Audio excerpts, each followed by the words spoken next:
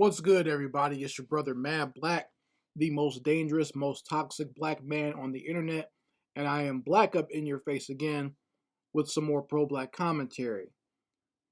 It's very hard for me to take the black manosphere seriously, and the reason for that is because maybe it's just because there's way too many clowns within the black manosphere. Like I guess I can say that I saw how it developed from the beginning, in the early days of, you know, making commentary videos on YouTube.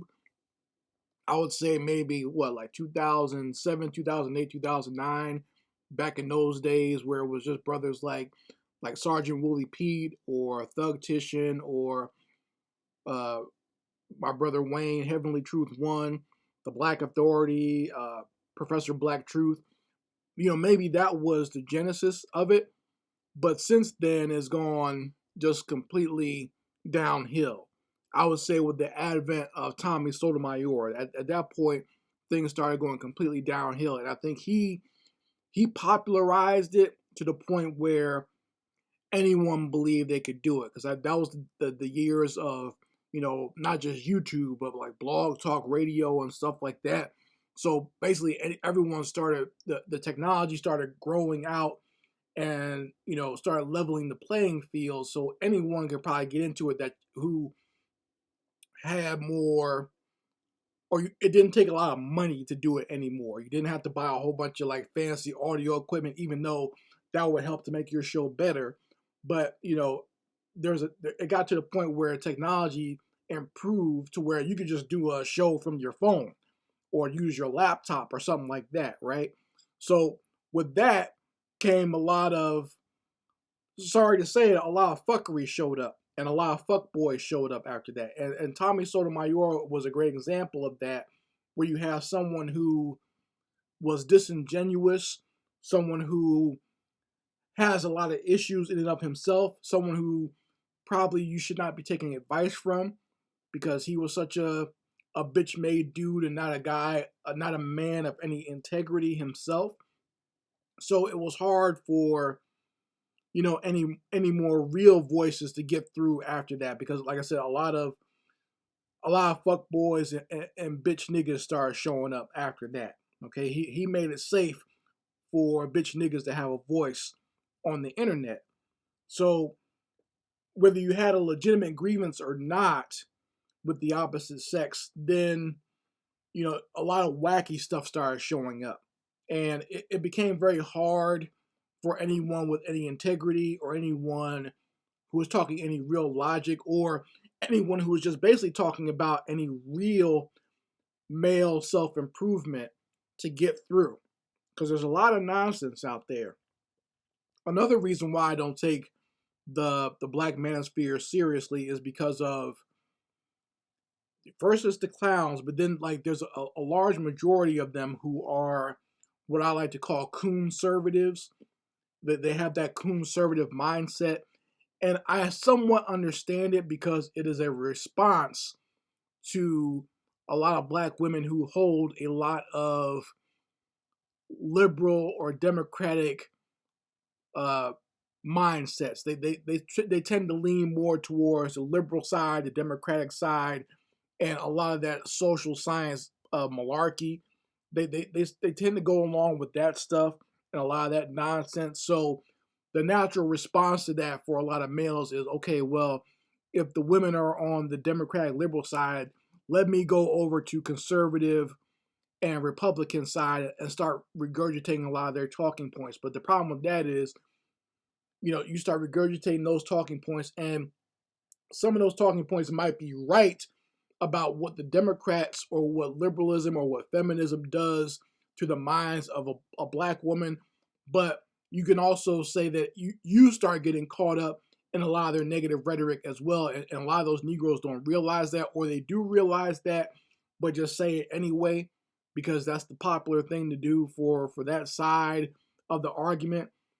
An example of this is when, you know, you'll have a lot of Negroes talk about, the welfare system and how it benefits black women and how that was given to them by the Democratic side of things. But they also don't realize that Republican or conservative criticism of the welfare system includes black men as well. It's a big critique of black men as well. It's not just the black women. They're using that as a way to critique all black people, and they're critiquing really how women raise children and how black men don't raise children, and they use that to tie into their whole logic of the prison system as well. And like I said before, while certain things, parts of that are true, all good devilry and the work of evil people does contain some truth in it, but they overemphasize certain things, and basically the whole mindset is just to overly criminalize the black community and make it seem like there's something wrong with you inherently just for being black. It's not a social thing, it's not an economic thing. You being black and being born black is the problem. And to have that mindset, it can be a problem when you start talking about or having that mindset and then bringing it into relationships. And that's where you get into black men going outside of their community to have other types of women and still thinking that's the way to go. Okay. And this leads me to my last point of why it's very hard for me to take the black manosphere seriously, is for the mindset that would produce and cause black males to like posts like this, and as opposed to these little short, frumpy, funky white women. And the post says once they learn how to season food, it's over with. And this is a continuation of something I've seen on social media, where these black guys will post these pictures of these white women who I guess are supposed to be sexy or fine or whatever, or they have curves, and they'll say that all these white women gotta do is learn how to cook or learn how to fry chicken or whatever, and then it's over for black women, basically. Because in their ridiculous mindset, they think that the only qualities that black women have is their body types, and they have curves or whatever. So that I guess that's what's been keeping them away from getting white women, because white women don't have that. But I guess now, quote unquote, white women have curves, so these Negroes are going to be happy over there as long as these white women can learn how to fry some chicken. It's just ridiculous and it's nonsense, and they don't realize when they're saying this that this is, you sound like a minstrel, you sound like a coon when you say stuff like that. But also, like, why is that the measuring stick for having a good woman all of a sudden? Now the measuring stick for a black woman only is her curves, and only she can fry chicken or whatever. It gets ridiculous because a lot of that stuff doesn't even really make sense.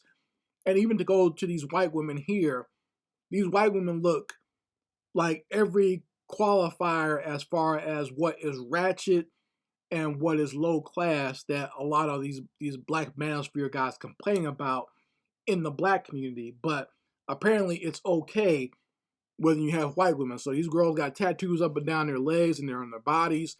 Some of them, like, they got some sewing hair. They dress like whores, pretty much.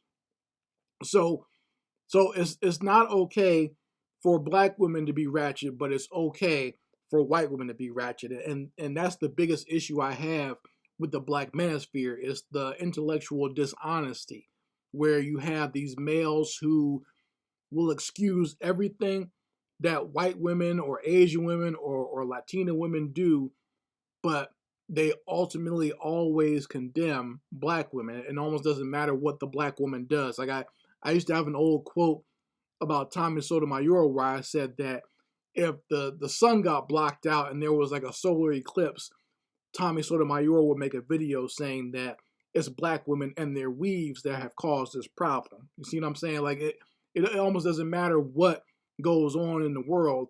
Somehow it's always the black woman's fault.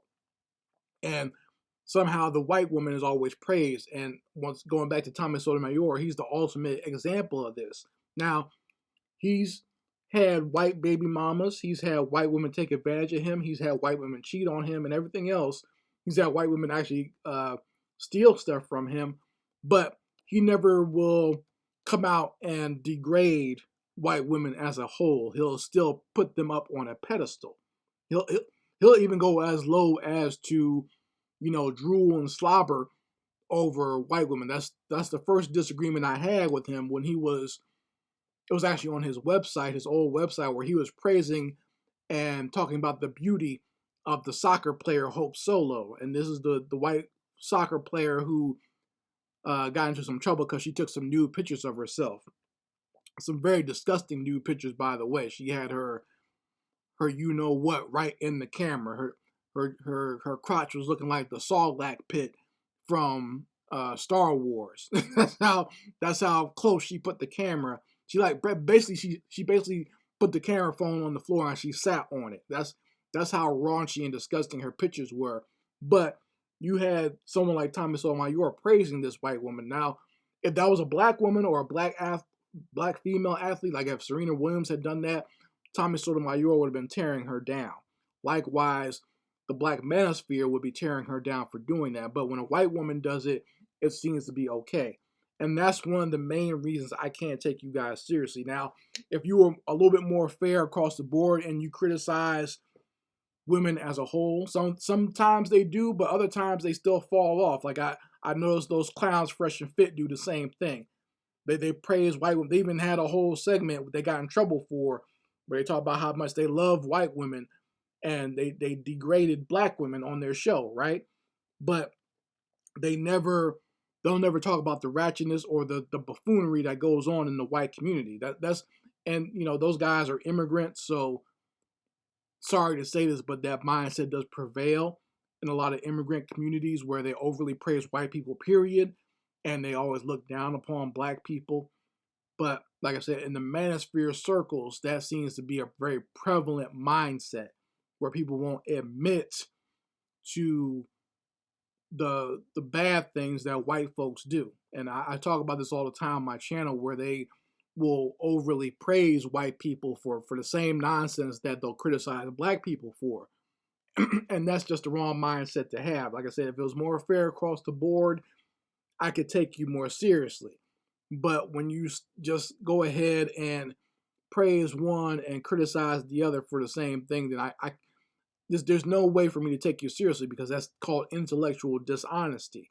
And if we want to have a true conversation about relationships or how people get along together, then we have to have more honesty. And I would expect that more from something calling itself the manosphere. Men should be more logical. Men should be more objective in how they look at things, so that way they can come up with a logical solution. They can't show favoritism or emotionalism or let their own proclivities behind closed doors mess with their head. They're supposed to be impartial to certain things. That's how a man creates a fair and balanced society. But you folks let me know how you feel about it in the comments section. I very much like to hear your opinions on this. But like I said, this is one of the reasons why I don't really pay too much attention to the manosphere anymore. There's too much kookiness in there. There's too much clowns in there. And there's definitely too much white people worship going on there for me to take it seriously. You guys let me know how you feel about it in the comments section. Anyway, Mad Black, and I will be back with my foot on these devils' back.